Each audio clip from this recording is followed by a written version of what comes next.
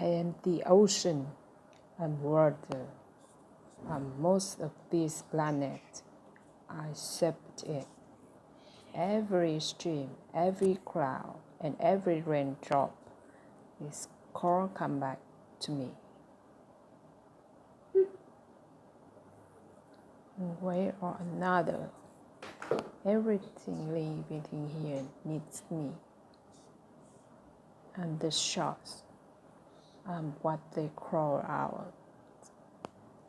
Humans, they are no different. I don't owe them a thing.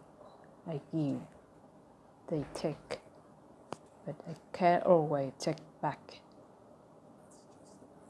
That's just the way it's always been. It's not their planet anyway. Never was, never will be. But humans, they take more than they share. They poison me, then they expect me to feed them. Wow, it doesn't work that way.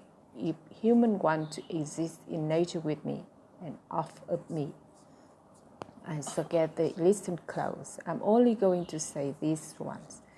If nature isn't kept healthy, humans won't survive. Simply that. Simple as that. Me, I could give a damn.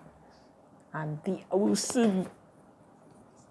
I covered this entire planet once, and I cannot wait to cover it again. That's all I have to say.